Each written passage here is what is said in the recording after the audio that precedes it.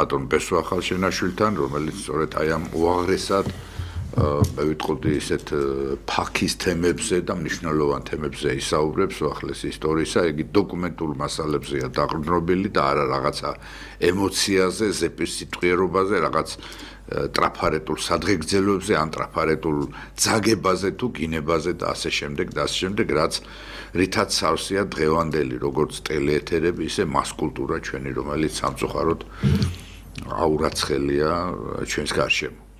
დიახ, გისმენთ ბესო. მივესალმები მაყურებელს, ბატონოჟა.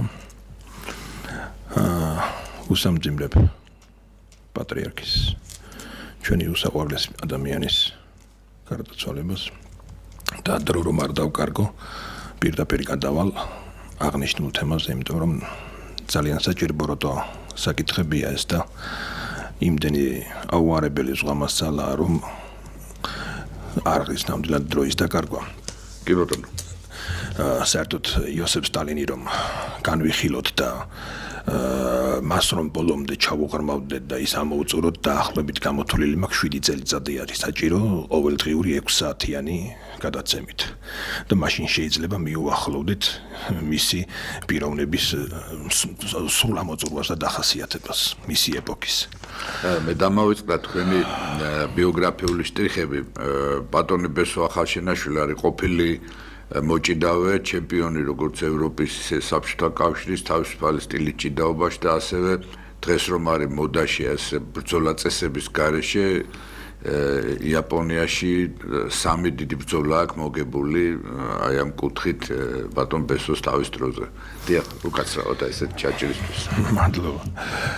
ხო, საერთოდ რა არის იცით ამ 35 წლის მანძილზე, 3 ათეული წლის მანძილზე, როდესაც ჭინკები ისტორიებს ღარეცავენ ხოლმე სათავისოდ თავიანთი ჭკუით.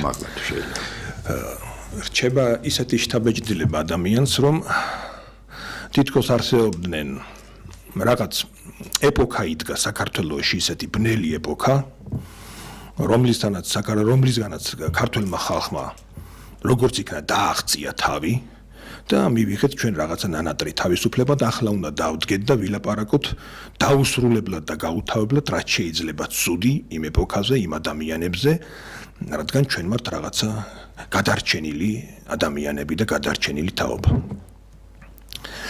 ახლა მე მინდა შევეხო ამ საკითხს იმ კუთხით სტალინისა და ილიას ურთიერთობას, რომ მაყურებლისთვის გახსდეს სრულიად გასაგები. თუ რაში იყო საქმე და რა კავშირშია ეს ორი ბუმბერაზი ადამიანი, რომელსაც იოსებ სტალინი ილია მართალს ეძახდა მსოფლიო მართველს. და რა საერთო აქვს ამ ორ ადამიანს ერთმანეთთან? რა არის ცით, როდესაც ავდგებით ჩვენ და საუბრობთ იოსებ სტალინის ფენომენის შესახებ, ძალიან ბევრს უკვე იქ სრულიად გამორიცხულად ეჩვენება ის ვარიანტი, რომ ილია აქ როგორ მოსატანია და რა არის აქ საერთო ილიასთან. აი კარგით, მაშინ მე ახლა თითქოს ეჭვის თვალით უყურებ. ხო, სად ილია, სად იოსებ სტალინი, სად ვიღაც ბოლშევიკი, არა და ბოლშევიკი ისეთი ბოლშევიკი იყო იოსებ სტალინი, როგორც ახლა მე ვარ მონღოლი. იმიტომ რომ რომელი დამისახელოს ვინმე და რამდენ ბოლშევიკს გაავლო მუსრი, სადამდეც იმ სულმათმა კაცმა იცოცხლა და იოსებ სტალინი როგორი ბოლშევიკი გამოდის, ეგ კიდევ საკითხავია. მაგრამ მივუყეთ აბა მოვლენებს. ილია ბავშვობიდან იცნობდა მას და ყოველთვის აფასებდა, რომ ის დიდი პიროვნება გამოვაო. ყოველთვის იძახდა მასზე. რამდენჯერაც მიუტანია დასაბეჭდად ლექსი იქნებოდა, რაღაც პატარა ნოველა იქნებოდა თუ რაც იქნებოდა. ილიას უწევდა სიღრმისეულად ჩაფიქრება აი ამ პატარა 13, 14, 15 წლის ბავშვის მიდანილ თითოეულ ლექსზე. იმიტომ რომ ის იმდენად უზარმაზარი დატვირთვით იყო დაწერილი, რომ არ შეიძლებოდა ესე წამოგენაცვალე და გიბიჭდა ხო კაი ბიჭი ყოფილხარ. ამ მოტივით და მიმთ იოსებ სტალინის იმ პატარა სოსელოს ლექსებს ვერ მიუდგებოდი ჯერ კიდევ იმ პერიოდში 10 წლის ასაკში იყო, როდესაც ის ბერებთან წავიდა. პატარა სოსო. დედამისმა მიიყვანა. ჯერ სახადით იყო და ძლივს გადარჩა ეგ ბავშვი. საერთოდ. და უფალს ასე ენება. გაჭირებული ცხოვრება გამოატარა უფალმა.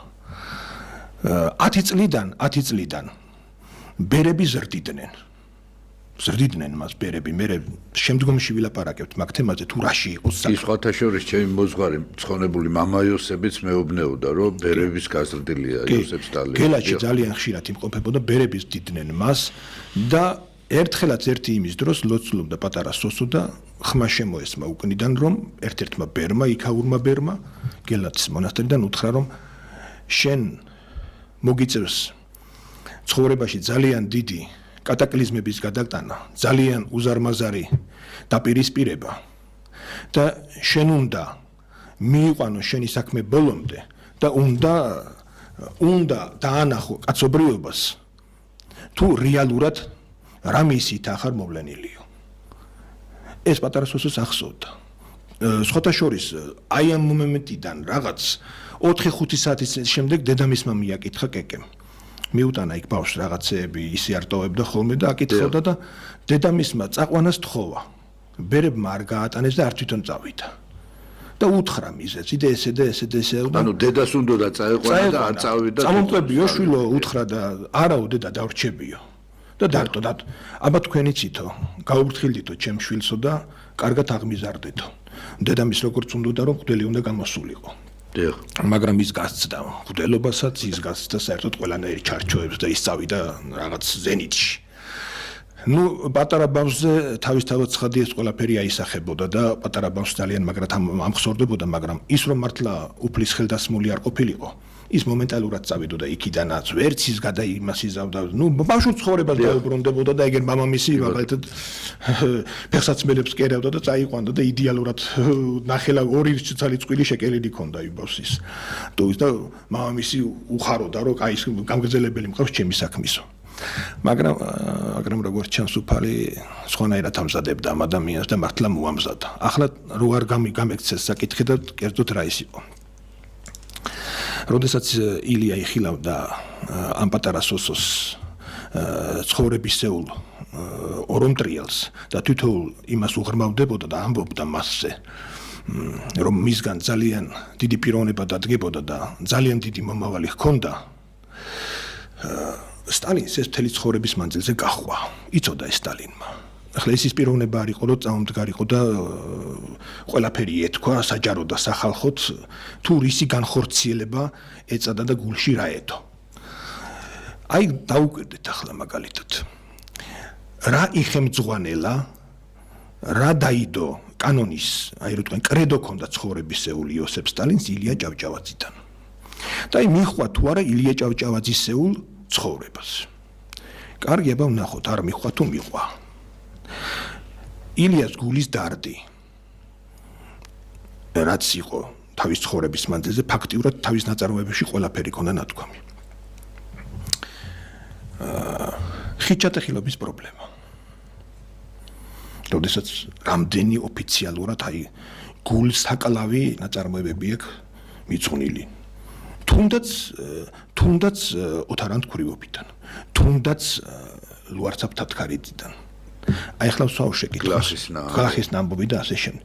ხიჭატეხილების პრობლემა იოსებ სტალინმა თავის შექმნილ ვეებერთელა სახელმწიფოში, რომელსაც მე სტალინის ნაკრძალი დავარქვი. არ მოსპო.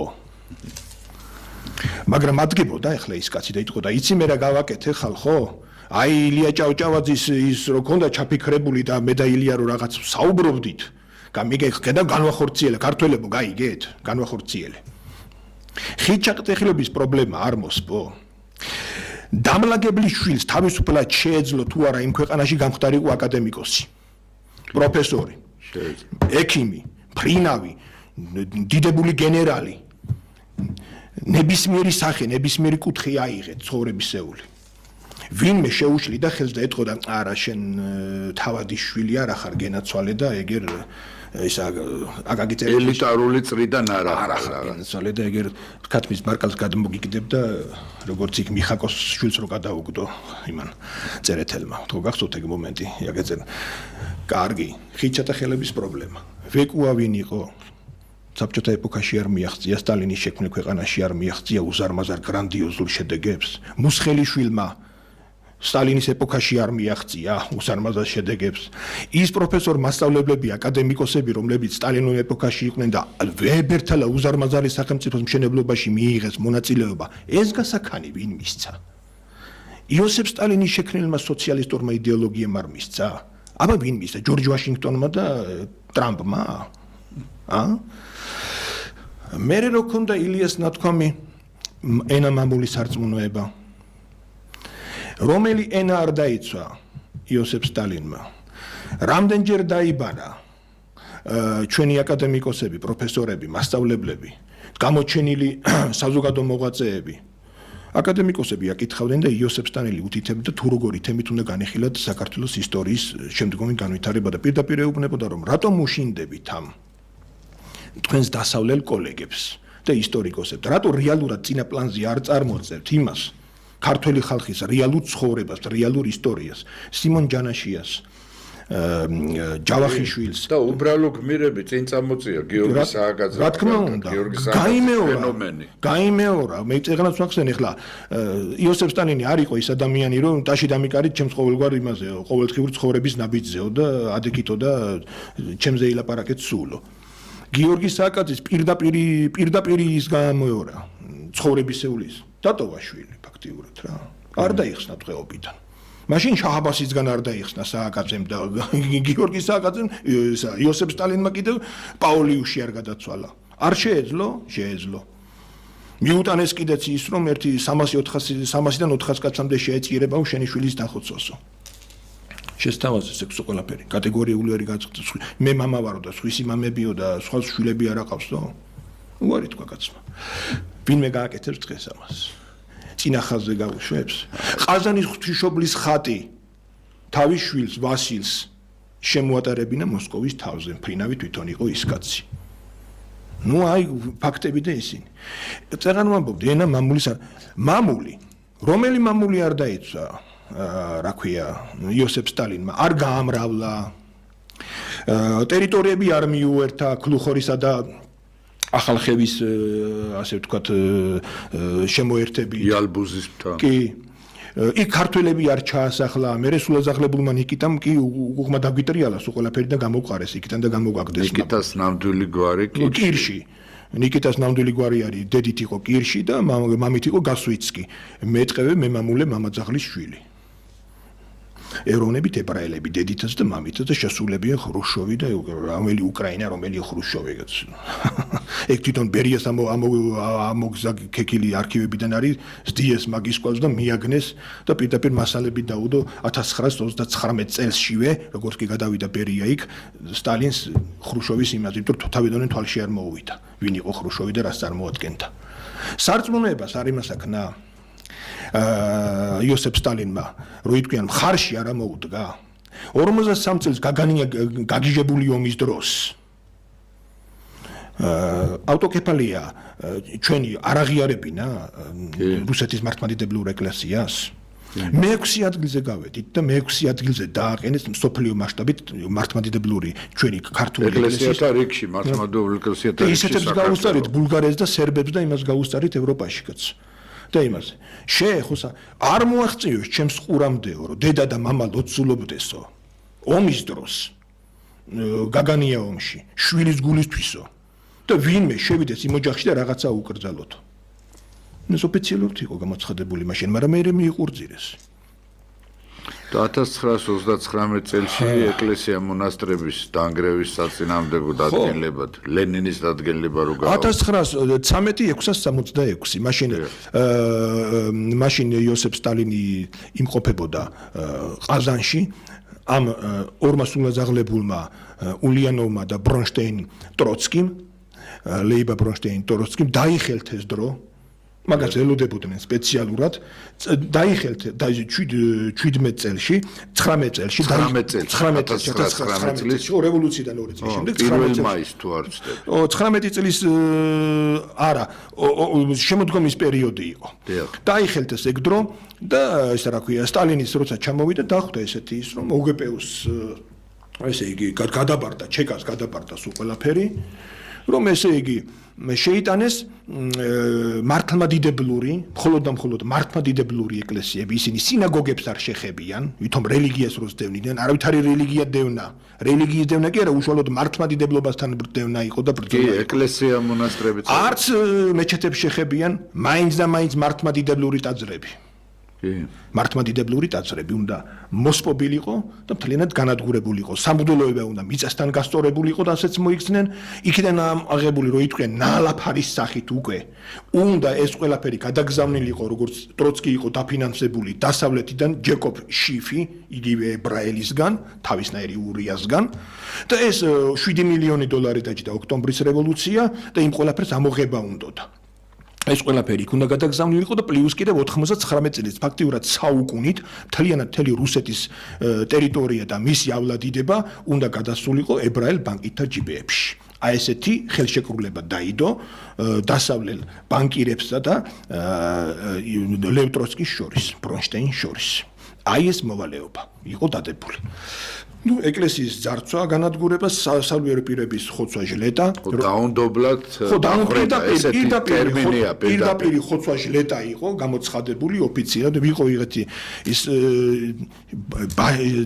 ბარანცევი იყო ერთი ესეთი დეგენერატის განსახიერება შეიჭრა და ერთხელ სერგის გაარტყა პირდაპირ სილა მაშინ სერგი ის იყო რა ქვია ჩვეულებრივად მღვდელი იყო არ იყო შემდეგში კათოლიკოს პატრიარქი 44 წელს და წირვისაც პირდაპირ ხელი გაარტყა. ეგ მერე სტალინმა გამოიტანა 39 წელში უკვე ეგეთი ისინი იყო და 12 წლის გადასახლება იყო მერე უკვე სტალინის პერიოდში, ვინ სასულიერო პირს ეკლესიას თუ ვიღაცას ვინმე შეეხებოდა. 12 წელი თოდი შრომა გასწორების კოლონია გამოუწერეს. ვერც ცოცხლა იმან მე-4 წელს მოკვდა იქ. ეს ბარანცევი. კი. და სხვათა შორის ეგ მინდა ის მომენტი შევახსენოს და დაუბრუნდები იმას რომ ამ ყველაფერ მოვლენა შეესწრო ეს დეგენერატის განსახიერება ხრუშოვი. ვითომ ხრუშოვი და იცინოდა, იღრიჭებოდა მანქანიდან. მიუტანეს სტალინს ამავე. რომ იცინოდაო და ესეთი რაღაცას იმას ავქენითო და სტალინმა დააჭეინა კოხტა ცოცხი, მაშინ ქალაქის თავი იყო ხრუშოვი. აგვევინა მოსკოვის ქუჩები მთელი თვის განმავლობაში, ეკლესიები დაასუფთავებინა, ხატებს ასუფთავებინებდა, კანდელებს და იმეებს ჩაგვენთილ სანთელს აწმენდინებდა, თან სასულიერო პირების მეთვალყურეობის ქვეშ. ერთი თვის მანძილზე. რო არ ემმაძა. ხო?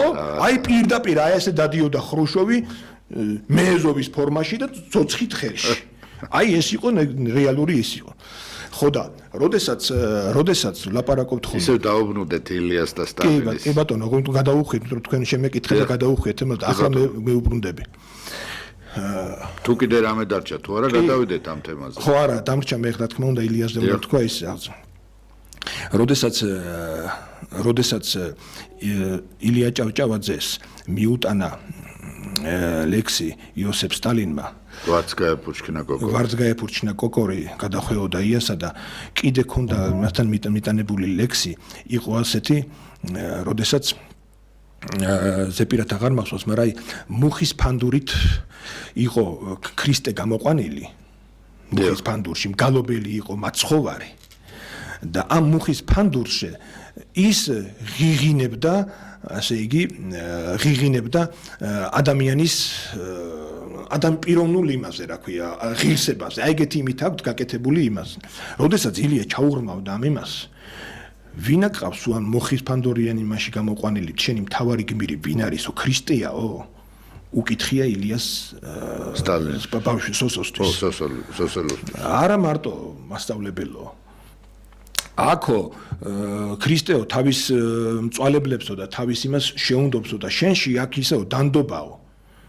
არი გრძნობაო ისეო შენ სხვანაირად ამთავრებო ამ ლექსო ხო და მეო ბარათაშვილი ვარჩი ამ შემთხვევაში ბარათაშვილის ის გამოვიყენე ნიკოლოზის რომ არც კაცი ვარგა რომ ცოცხალი ყუდა არც ემსგავსოს იყოს სოფელში და სოფლისთვის არა იზრუნოსო და ილია გაკურვებული შეყურებდა გაოცებული შეყურებდა ესე იგი ვერ წარმოედგინა რომ ის ვის ელაპარაკებოდა კაცოს და დაასრულო ხანში შესულ ცხოვრება გამობრძნილ ადამიანს თუ 14-15 წლის ბავშვს ჩამოჯდა ილია გაიარ გამოიარა არაჯდებოდა სოსო ეს ბავშვი არაჯდებოდა დაჯექიო რამდენჯერიმეძე რუთქვია ღვთისმშობლის ხატი ქონია ილიას სხვათა შორის ჭერზე მოხატული და სტალინი შესულა თუ არა ჭერს მისჩერებია ქუდი ყოველთვის ეხურა აწვალებდა ამ ქუდს და ქუდი ჭერია ხელში ილიას რამოდენიმეჯერ შეუთავაზებია დაჯდომა უთქვია არ დამჯდა რა ბოლოს დაუყოლიებია ხო და ეს ყველაფერი იმას უქნია და სოსოს ესეთი პასუხი დაუბრუნებია რატომ მომიტანეს დაბეჭდა გინდაო ამ ლექსის კიო მასწავლებელო მაგრამ მე თქვენ როგორც გატყობთო ჩემი ლექსი არ მოგეწონათო და რაღაცა ეჭი შეიტანეთ ჩემ ლექსიო და არაფერი უპასუხია ილიას გაუარ წამომდგარა გაიარ გამოიარა კაბინეტში ისე ხო და დააკვირდა ამ ბავშვს და ისე ჩაუღრმავდა და უთხრა რომ კარგიო დამიტოვეო ლექსიო მეო სოსო მე დაგიბეჭდა ამ ლექსს აუცილებლად ისე მე თავიდან ვიგონეო იმას ავქენიო რომ ალბათო ამ მუხის ფანდურიან ამაშიო მე მიგულისხმეო და ვიღაც ჟორდანიას ისინიო რა ქვია მარქსისტული ისინი გამოხტომები იგულისხმე ჩემს ამ იმაშიო მაგრამ მე როგორც გატყობო შენ სულ სხვანაირი მოტივი გქონიაო ჩაფიქრებულიო და მე ამასო კიდევ ღამე გადავსინჯავო ამ ლექსო და კარგად ჩაუღრმავდებიო და მეოთხე დღეს გამთენიისას სოსომ პირველივე გვერდზე დაბეჭდილი ნახა თავისი უსათაურო ლექსი აი ესეთი ის კონდა ისტორია და მე როდესაც ესე იგი დაუსვიათ თვითონ სტალინს უკვე სტალინობაში დაუსვია ასეთი შეკითხვა ჩასული აკადემიკოსებისთვის და ისტორიკოსებისთვის ვინ უფრო დიდი იყოვო თქვენ როგორ ფიქრობთ ილია უფრო დიდი იყო ცხოვრებაშიო თუ მეო ბერს არაო იოსებესონ აშედარებაო თქვენ და ესე და ისე და უთქვიათ არაო სტალინს უთქვია ილიას იმ დროინდელმა ჟამდა და გარემოებამ ხელი არ შეუწყო თორე ილიასო სოფლიოს მართვა შეეძლო იქ თქვა და სხვათა შორის გამოუტყდა მათ მე რასაც მხელმძღვანელობ და ცხოვრებაში რასაც ვაკეთებო ეს სულ ილიას დანატოვარია ილიას მეთოდები და ილიას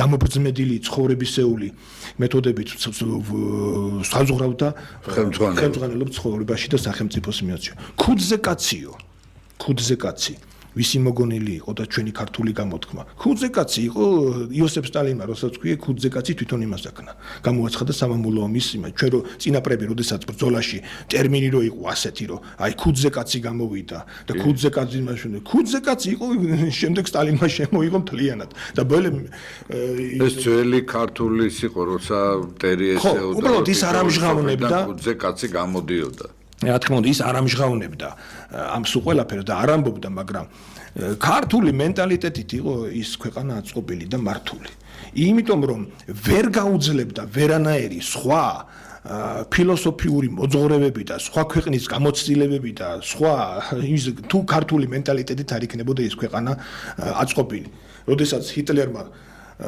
ომის წაგების პერიოდში ფაქტიურად უკვე რომ მიხვდა რომ მან ომი წააგო იგონებდა ასეთ რაღაცას რომ მე რას წარმოვიდგენდიო და როგორ წარმოვიდგენდი იმასო რომ იოსებ სტალინიო ერთ სანგარში ჩასხავდა ყველას მუსულმანსაც ბუდისტსაცო იუდეველსაც და ქრისტიანსაც და სულ ყველას ერთათო და ჩემს წინააღმდეგ გაუმებდაო სწორედ ეროვნებად შორის შუღლზე ჰქონდა გათვლილი იმ სახელმწიფოს დანგრევა სამამულო ომის პერიოდში და სწორედ მან ჩაიჭრა და სწორედ მან როიტყვიან დაესვა წერტილი პესო ჩვენ მეორე ნაწილზეც ნელ-ნელა გადავიდეთ იმიტომ რომ გადაცემის დასასრულამდე ისე გაიპარა დრო სადღაც 22 წუთი გვჭება დიახ და აი ახლა გადავიდეთ ჩვენ იოსებ ჯუღაშვილი და ტროცკისტები აი ახლა ყველას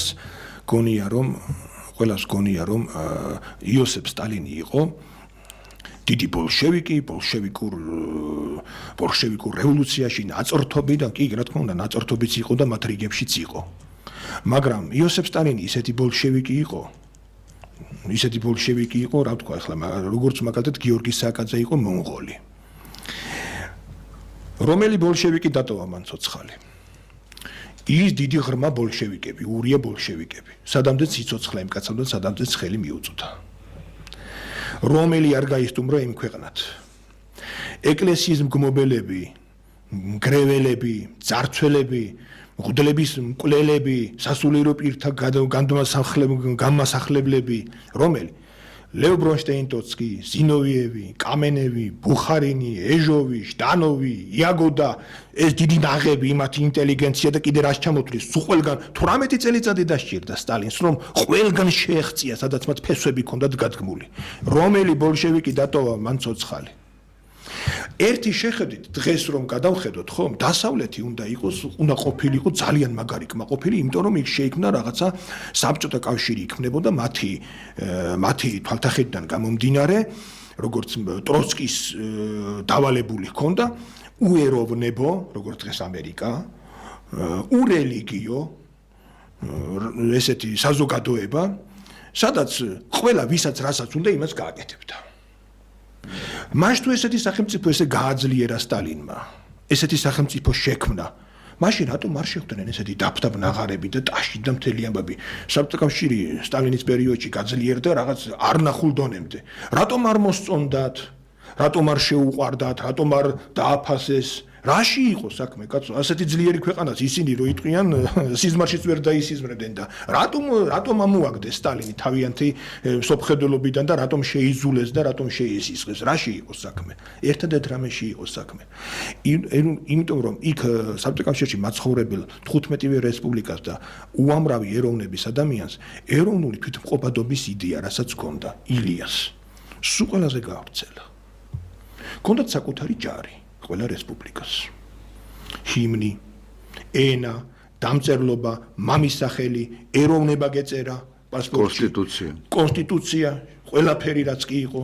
ხალხური შემოქმედება და ყველაფერი. ოღონდ რამეში ყველას ნებისმიერ ადამიანს თავი რამეში გამოგეჩინა. შენი ეროვნული წინწა მოგეწია. თავისი ამბანი და ეს უკვე მიუღებელი იყო იმათთვის. იმიტომ რომ როდესაც ძლიერი ხო არ ჩავრთათ ჩვენ, იმიტომ რომ დრო იპარება და ხო, ჩავთოთ პირი და 18 წუთი რჩება, 8 თუ 20 ჩავთოთ პირი და ახლა მე უბრალოდ ფირზე ჩავთოთ ფერი, აგერ გვიჩვენებთ. 7 მილიონი ადამიანი გამოვიდა სტალინის დაკრძალვაზე. ახლა მე თქვენ გეკითხებით. ადამიანი, რომელიც თქვათ ესე ეზიზღებოდა ყველას. თქვენ 7 მილიონ ადამიანს მთელი ამიერკავკასია რო წავიყვანოთ და ქუჩებში გამოვიყვანოთ. გამოიყვანთ ქუჩებში. მოდი შეკრიბეთ 7 მილიონი ადამიანი საბჭოთა კავშირში 5 წუთით ყველაფერი გაჩერდა. ყველაფერი, რაც კი რამე მუშაობდა, თევზჭერის გემებიც კი გააჩერეს და თევზის ჭერა შეწყვიტეს და ბადეები უკან ჩაუშვეს. გაჩერდა ყველაფერი. სამღვდელოება შემდეგ მოდის, სამღვდელოება. როგორ პატივს მიაგებენ, როგორი წირვას უტარებენ იმ კაცს. და სასწაულები ხდება, ხალხი ტირის ხალხი ქუჩებში ტიროდა, გაოგნებული იყო, ვერ წარმოედგინათ უსტალინოთ, როგორ უნდა გაგრძელებულიყო ცხოვრება. ქართველი კაცის გარეშე, იმ ქართველის გარეშე ცხოვრების გაგრძელება იმხელად ქვეყანამ წარმოუდგენლად მიიჩნია. და ნამართლაც ასე იყო. წარმოუდგენლობა იყო. ეს იყო საბჭოური წარმოუდგენლობა და ისეთი რაღაც სასწაული იყო ის ყველაფერი. ჩერჩილმა თავისი ინგლისის საერთოდან კრემლამდე ფეხით იარა, რომ პატივი მიეგო. კრემლში ჩაწერა მერე თავისი სიტყვა. და ომის პერიოდში თვითონ ამბობდა ხოლმე ჩერჩილი, რომ ესე იგიო, მე და ჩემი მეუღლეო, ხატების წინ დაჩოქებული ვდგევართო. და იოსებ სტალინის ჯანმრთელობაზეო უფალს შევთხოვდო, რომ ის ჯანმრთელად იყო, მხოლოდ და იმ ერთადერთ ადამიანს შეუძლია ამ პლანეტის გადარჩენაო. და თავის იქ ჩანაწერი გააკეთა კრემლში, რომ მადლობა იოსებ სტალინს, რომელმაცო ამ სამყაროს წონასწორობა შეუნარჩუნაო. ეს არის თვითონ უინსტონ ჩერჩილის სიტყვები. ლორდთა პალატაში აღზრდილი ლომი, რომელიც რა ვიცი, გორგვინავდა და თვითონ ამბობდა, რომ მე საერთოდ იოსებ სტალინთან აღარც ვიყავი უკვე მოსატანეო, ის ისეთი პიროვნება იყოვო. და ზედმიწევნით იცოდა სულ ყველაფერი, რა უნდა მეთქვა და რა უნდა გამეკეთებინაო. მე ანალოგი არ გააჩნდაო მაგ კაცობრიობის ისტორიაშიო. და აი კადრებში ახლა ჩანს როგორ იკრიბება ხალხი, ესე იგი ხალხის სახეებს დააკვირდით როგორ მოდიან დიდი პატარა ქალი, კაცი, ბავშვი. ესე იგი დასვენებულია სტალინი, ჩამოშვებულია დროშები და მითხარით ერთი ხალხო რომელ პრეზიდენტს ქვეყანაში სად ვის ღირსებია ასეთი პატივი. თან წარმოიდგინეთ ეროვნებით ქართველი უცხო ქვეყანაში. ხომ? მე არ შემიძლია არ აღვნიშნო, რომ ჩვენ ტკბილ პატრიარქს მილიონზე მეტმა ადამიანმა გამოუცხადა სამძიმარე 3 მილიონიან საქართველოში. ესეც აბსოლუტურად. რა თქმა უნდა, ესე იგი და ამა ეს მეტყველებს რატო ესე იგი ყველა მივიდა. წმინდანის დონეზე იყო იოსებ სტალინი აყვანილი. ადამიანი იყო წმინდანის დონეზე აყვანილი. და რატომ მოუვიდა ამ ხალხს ესეთი რაღაც? აი წეგანას ვახსენე, რომ ძალიან შეხედეთ ქუჩებს. ძალად მოიყვანეს ხალხი თუ რა. რატომ როდესაც დაინახეს ამ ადამიანში, რომ არ იყო მომხვეჭელი, კორუმპირებული, თავის შვილებმა როდესაც კითხეს, მამა რა ვქნაო, როდესაც სამამულო ომი დაიწყო. სტალინმა უთხრა, შვილო, რა უნდა ქნადო, წადი და იომეთო. ხალხმა ეს რომ დაინახა. ეს ბერია. კი, ლავრენტი ბერია. ხალხმა რომ დაინახა, რომ შვილები ომში გაუშვა. სასახლები არ ქონდა, ბანკში ფულები არ ქონდა. აი ხრუშოვი. ხო, ეს გაიძვერა. გველი ქვეწარმავალი. გულში კვირეები უტრიალებს. და ყველა ირწმუნა ხალხმა ამ ადამიანის დაინახას, რომ ეს არ იყო რაღაცა მოჩვენებითი პიროვნება. აი ესენი ვინდგანან თუ შეიძლება გაუკეთო. მიქონიანი იყო, კაგანოვიჩიც გამოჩნდა, მალენკოვიც გამოჩნდა, ლავრენტი ბერია შემდეგ გამოჩნდება ხრუშოვი იყო იგერი იდგა ნუ ცხარეცრემლის შემდეგ კადრებში გამოჩნდება როგორ ტირიან არმიის გენერლები და რაკასოვსკი მარშლები ესე იგი ვინც იცოდა ეს პიროვნება და ახლოდან ცნობდა ხო ისინი იმათთვის საერთოდ სასწაული იყო ამ ადამიანის დაკარგვა ხრუშოვის გარდა იქ რა თქმა უნდა და სხვათა შორის უდროოდ როგორ ახლა ფაქტიურად ეს ადამიანი მოიცილეს თავიდან მოწამლული იყო ისევ ებრაელების მიერ კაგანოვიჩის გოგოსგან იმიტომ რომ ის ამზადებდა რაღაც მამაძაღლურ წამლებს და რომლებმაც ფაქტიურად კაგანოვიჩის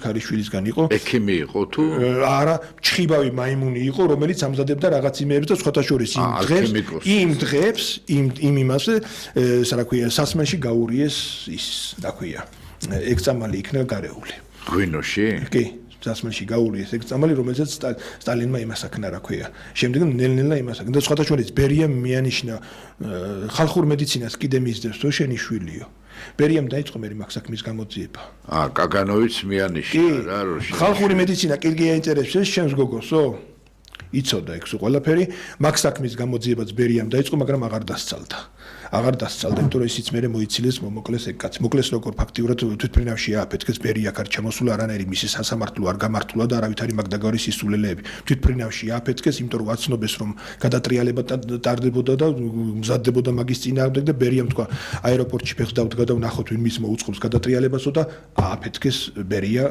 თვითფრინავშივე სხვათა შორის მაგ თვითფრინავში იჯდა ეგ კიდე საგალობროთება ნატო ვაჩინაძე რომლის ხელი გაიპოვეს მარტო თვითფრინავის აი ეგერ მაგალითად მოდიან ეგერ ხალხი ჩანს ახლა კადრებში და თუ ჩვენ მე მგონი მოვასწრეთ იმების ყურებას როგორ ტირიანი გენერლები როგორ იმასშრებიან და რა დღეში არის უბრალოდ ხალხი ესე იგი ტევა სხვათა შორის უნდა თქვა ისიც რომ 1500 კაცი შეეწირა ამ ყველაფერს ჭლეტვაში მოყვა ვაჟარო იცოდე ჭლეტვაში კი 1500 კაცი მოყვა ჭლეტვაში იმდენი იყო ესე იგი ხალხი იყო ქუჩაზე ერთმანეთზე მიპრესილი რომ ყველას უნდა რომ გამოთხოვებოდა და როგორმე შეეხწია და ეგერ შეხედე როგორ წერიან აი შეხედე შემოდიან უბრალოდ ჯარისკაცები და სამღვდელოება ნახეთ შეხედე სამღვდელოება როგორ მოდის თავს დაუხრიან სამღვდელოები. პატრიარქი, ხო? პატრიარქი, აბა, წარმოედგინეთ თქვენ. და როგორი პატივით არის ადამიანი, რომ იტყვიან ზენიტში აყვანილი რა, აი ფაქტიურად 22,400,000 კვადრატულ კილომეტრზე, რასაც ქვია, სიცოცხლე შეწყდა. აი სიცოცხლე შეწყდა, მიცვალებულსაც კი ხატავენ. რომ დარჩენილი იყო სამახსოვროდ. აი და ვინმე ეთქვა შემდეგ რომ ეს არის ზუსტად ის ფოტო, ის ნახატი, რომელიც იოსებ სტალინის გარდაცვალების მომენტში, როდესაც ჩასასვენებელში არის ის კაცი. ეს იგი დეტალი არ უნდა რომ ადამიანს გამოეტოვებინათ. არავის არ უნდა გამოეტოვებინათ. სხვათა შორის რომ იცოდეთ სტალინი როდესაც გადასვენება რომ ამ სულაძაღლებულმა ნიკიტამ რომ გადასვენება მოიწადინა და სანამ იმას იზავდა, რამოდენიმე მავზოლეუმიდან სანამ საფლავში? ხო, ესე იგი 7 წელიწადი იყო მავზოლეუმში და რომ გამოიტანეს მავზოლეუმიდან, მავზოლეუმში ხრუშოვი არ შედიოდა. პანიკური შიში ჰქონდა. დანახვა არ უნდა, არც ერთხელ მავზოლეუმში არ აყოფილა. არ შესულა, არასოდეს დანახვა არ უნდა, ისე ეშინოდა. აი რომ დაენახა უბრალოდ რომ იქ სტალინი წევს, იმაგისიც კი ეშინოდა, ეგ კიდე საწაუბრო თემაა, რატომ ეშინოდა სტალინი თურმე რეები ჰქონდა კრემლში გადანახული როგორი წიგნები და რას კითხულობდა იქიდან და მე ნიკიტა ერთი თუ ფსიქიატრიულშიც კი იწვა მაგის გამო, როგორ დარბოდა რეები დაესიზმრა იარაღით ხელში დარბოდა კრემლში. ეგ კიდე ცალკე თემა არის. ეგ მთელი ამბები არის. სასწაული ეგ პირდაპირ. და სტალინს იმ დროს არავინ არ აწუხებდა. აი შეხედე ხალხის რაოდენობას.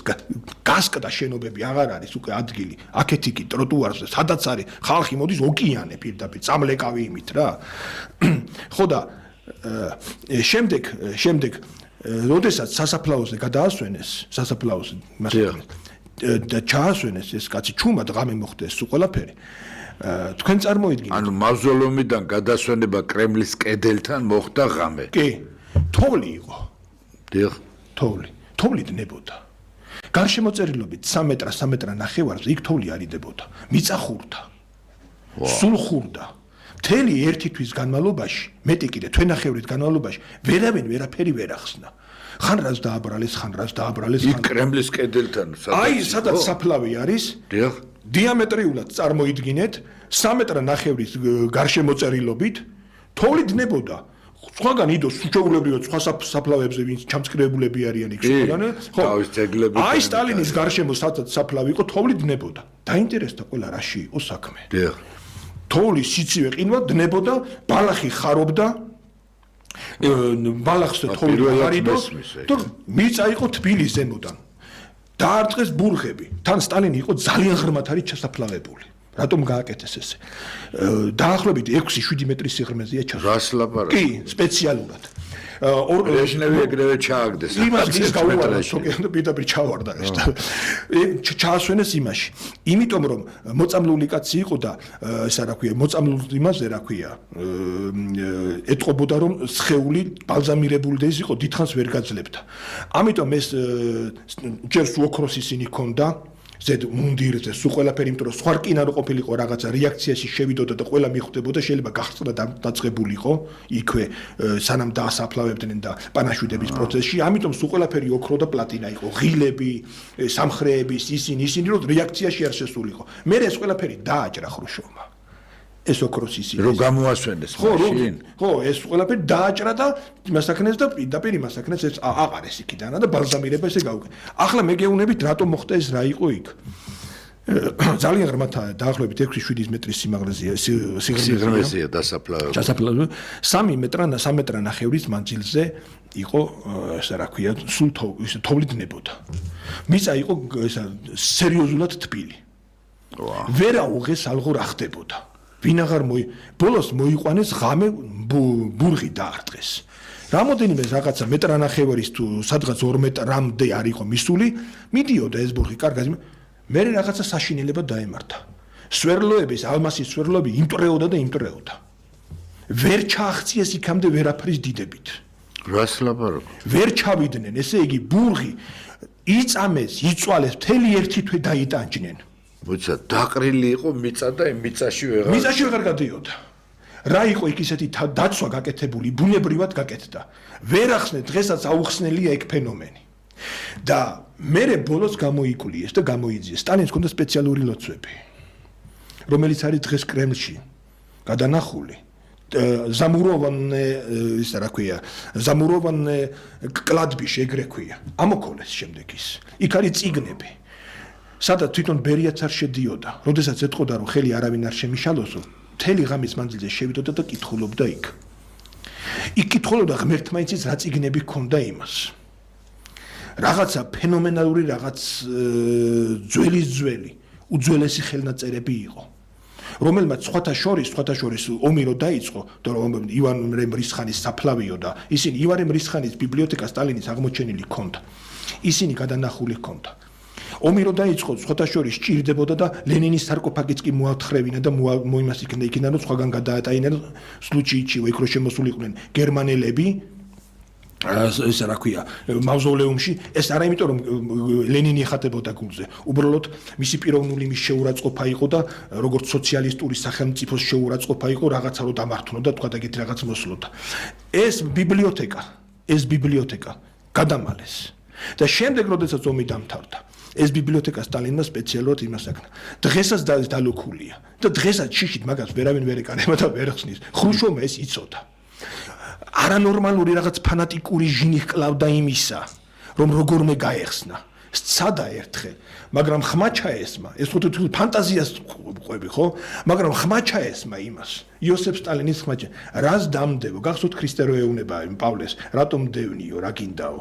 ზუსტად ეს რას დამდევო, ნიკიტაო, რა გინდაო? ხრუშოვი პანიკაში ჩავარდა. დარბობდა მერე გიჟივით. არ გამოდიოდა ოთახიდან ასეთო ეჭირა პისტოლეტი ხელში. ყოველთვის დადიოდა კრემლში იარაღით.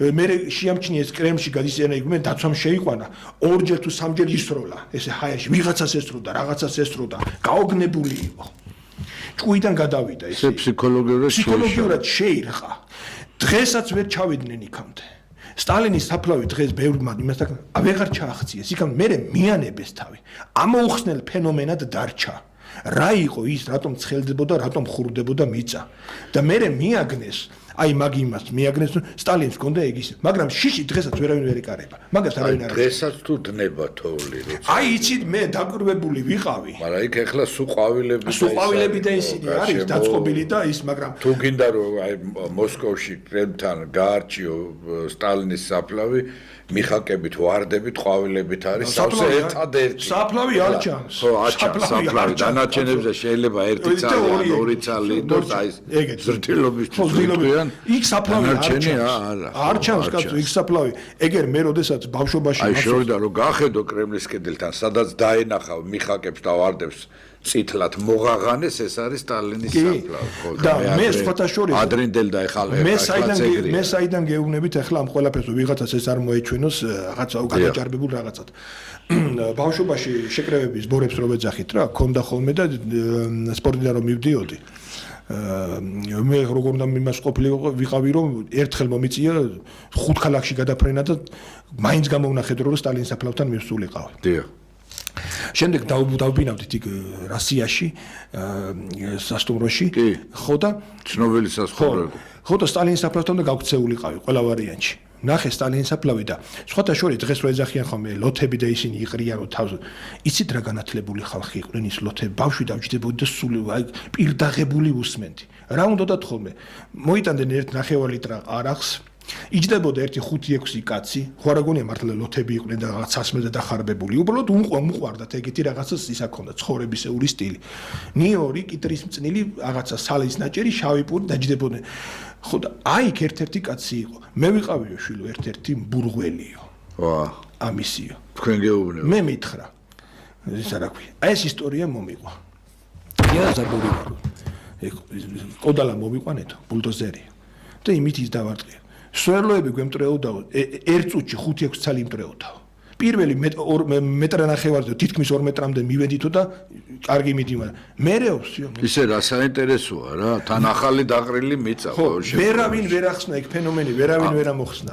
ბესო ნელ-ნელა ჩვენი გადაცემა დასასრულს მივახლო და მე ფიქრობ დააინტერესა ჩვენს მაყურებელს ბესო ახალშენაშვილის ამ ინფორმაციებმა მე მინდა კიდევ ერთხელ გავიმეორო რომ ეს დოკუმენტურ მასალაზეა ეს ზეპირად კი ლაპარაკობს მაგრამ ეს დოკუმენტური მასალა აბსოლუტურად მოძიებული ამ კაცს უძვირფასესი დოკუმენტური მასალა იმ დროინდელი საბჭოთა კავშირის თუ აქაური არქივებიდან მე როცა ვნახე გავკვირდი მართლაც მთელი ცხოვრება ალბათ ამ მასალებს მიუძღვნა ასევე მინდა მადლობა უთხრა ჟურნალ ინტელექტს ბატონ გურამ ჩაჩანიძეს ამ ჟურნალის თავს მის შვილს თამარ ჩაჩანიძეს ახალი ნომერი გამოვიდა საერთაშორისო ჟურნალ ინტელექტისა და ულოცავ ჩვენ სამეცნიერო საზოგადოებას და იმედია რომ ბესო ახალშენაშვილის ერთ-ერთ წერილს აი ამ ჟურნალშიც ვიხილავთ მომავალში მე ვაჟა ოთარაშვილი გემშვიდობებით მომავალ ოთხშაბათამდე